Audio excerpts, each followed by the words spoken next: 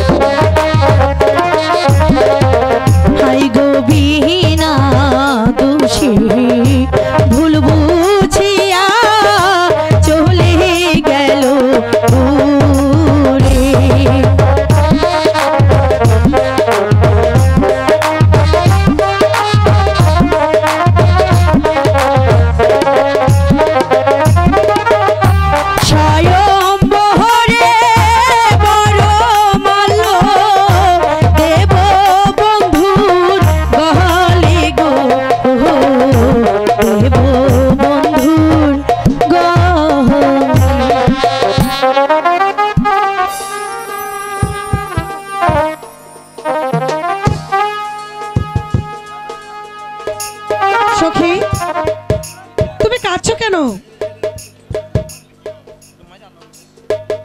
বলো সখী কি হয়েছে তোমার? সখী সখী রে, যেমন করেই হোক আজ তোকে বন্ধুর বাড়িতে যেতেই হবে। কিন্তু একা আমি কেমন করে যাব সখী? কোনো কিন্তু নয় সখী, বন্ধুকে না পেলে যে আমি আত্মহত্যা করব। না না সখী, ও কথা বলো না। আমি যে ঠিকই বলছি সখী, যদি বন্ধু আমার স্বয়ংবর সবাই না আসে তাহলে আমি বড়মালো কারগলে দেব রে সখী। সে যে আমার স্বামী, তাকে যে আমার কাছে তোকে আনতেই হবে সখী। কি আর করা যাবে, শত কষ্ট হলেও আমাকে যে যেতেই হবে। ঠিক আছে সখী, তুমি কেঁদো না, আমি যেভাবেই হোক খবরটা পৌঁছে দেব। ঠিক আছে, তুমি থাকো, আমি এখন যাচ্ছি। ঠিক আছে, তবে চলো। কোথায় যাচ্ছ মালা?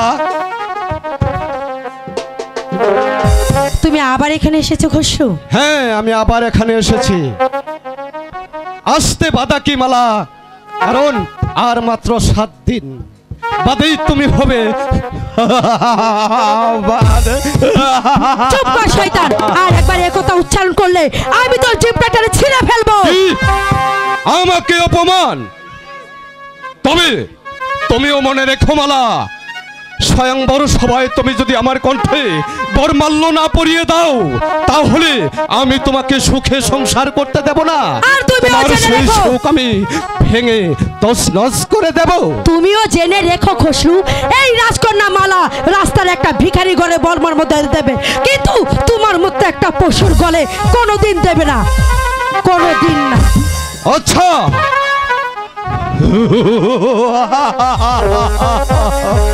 ঠিক আছে, আমিও দেখে নেব তোমার কত দেমাক।